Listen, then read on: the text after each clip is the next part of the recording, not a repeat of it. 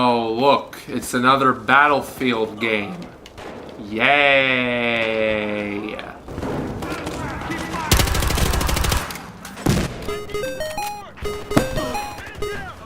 What up? Hey man, did you get the new Battlefield Hardline yet? Oh, you mean the $60 expansion pack? Who still uses a flip phone? Battlefield Hardline. Because EA still doesn't want to give us Bad Company 3 for some reason. Despite being made by Visceral and not DICE, Hardline will still give you the heart-pounding Frostbite 3 Levolution that was last seen in PGA Tour 2015. This game was supposed to come out on October 21st of last year, making it a whole year after Battlefield 4 came out. Usually we have to wait at least 2 years until the next installment of the Battlefield franchise, so this is kind of unusual that they would wait such a short time. But it's not surprising considering the annual moneymaker that is Call of Duty. In order to justify such a short gap between games, EA decided to try, and I mean try, adding a different spin on things by making this one about cops against criminals.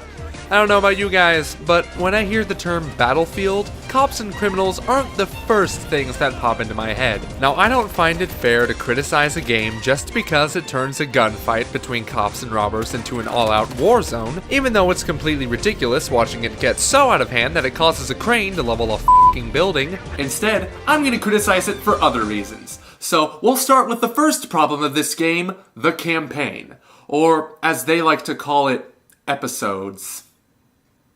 I have to give them some credit for going towards a style reminiscent of a detective show like CSI, a novelty that quickly wears off when you realize the story just isn't good, which is something I'm unfortunately used to when it comes to a first-person shooter that's focus is multiplayer. You play as Nick Mendoza, an officer who is attempting to solve a case about drugs or something, but that plot doesn't matter anymore, because halfway through the game he's then trying to bring justice to those who did him wrong. It's pretty lame. There's only 10 episodes throughout the season, and the ending is one of the most unsatisfying endings I have ever seen in any game or TV show. Not like the story was begging to satisfy me anyway, but hey, at least the actors are really good. Hey, it's Alexandra Daddario. You know, from Percy Jackson. No? You don't know? Okay. Maybe you know her from this.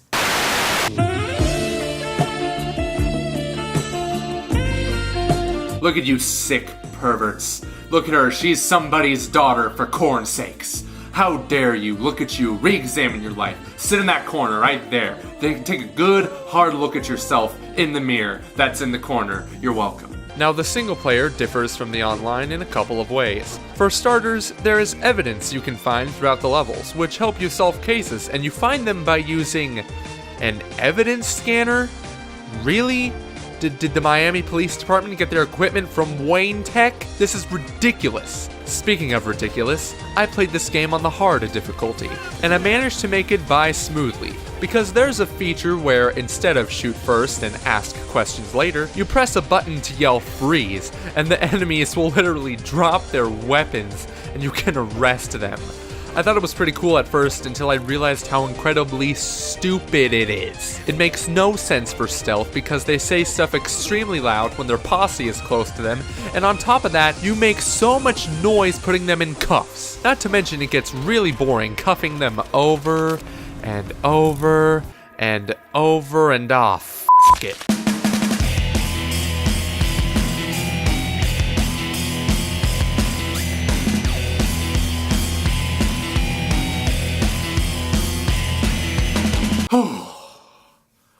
Alright, let's take this battle online.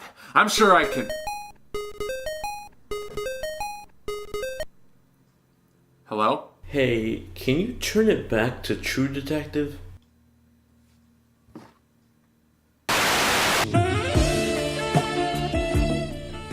Yeah, thanks. The thing about playing multiplayer in Battlefield Hardline is that it feels like, well, Battlefield. Hey, if that's what you like, more power to you. I'm just not that good at it. But I still had some fun with it, like the time I seriously pwned with a shotgun.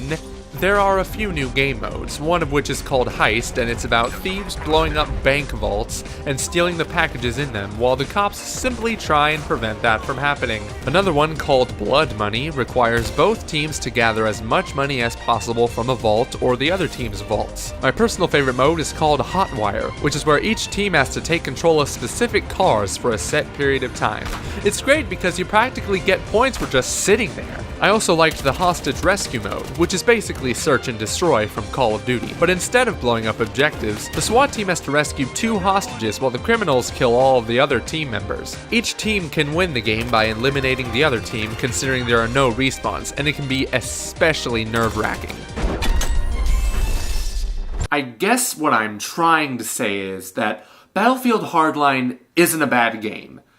It's just so unnecessary. The main problem is that it feels way too soon for another one of these games. You can tell EA had Visceral make this game to try and milk more money because selling battle packs just isn't enough. Even Visceral wants to remind you that they made better games than this. If you enjoy Battlefield games, you'll enjoy this one. If you're kind of sort of a Battlefield fan, but you aren't quite sure about this, I would say either wait for a sale or borrow it from a friend because eventually they'll forget about it and that means free games for you, buddy.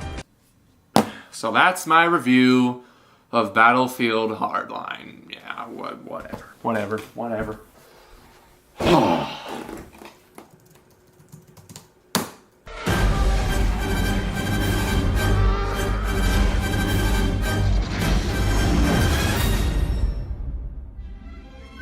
Oh, please, EA.